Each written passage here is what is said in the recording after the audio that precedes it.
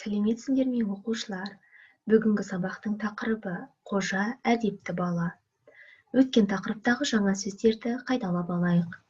Кейіпкер, ықшам, жағымды, туу туралы куәлігі, ес білгелі, қолайсыз, табанды өзгерту, істің турасы, келемештеп айту. Бесінші тапсырма, 39-шы бет, жазылым тапсырмасы. Мәтінге сүйеніп, ақпараттың дұрыстығын тексер. Ақпарат. Ал енді айтуға да, естуге де қолайсыз емес есімдер бар.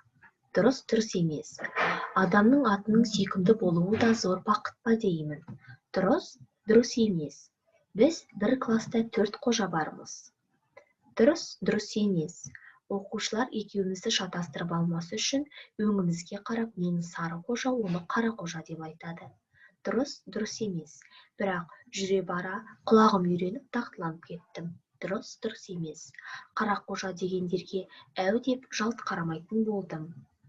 Дұрыс емес. Фамилиям Қадыров. Қадыров менің атам. Дұрыс па, дұрыс емес пе? Ақпараттың дұрыс немесе дұрыс емес екендігін анықтаймыз. Жазылым тапсырмасына байланысты дескриптор кестесі. Бірінші ақпараттың, екінші ақпараттың, үшінші ақпараттың, төртінші ақпараттың, бесінші ақпараттың, алтыншы ақпараттың, жетінші ақпараттың дұрыс немесе бұрыстығын анықтайды.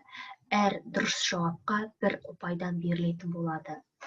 Орфографиялық жазу сауаттылығын сақтайды. 3 ұпай.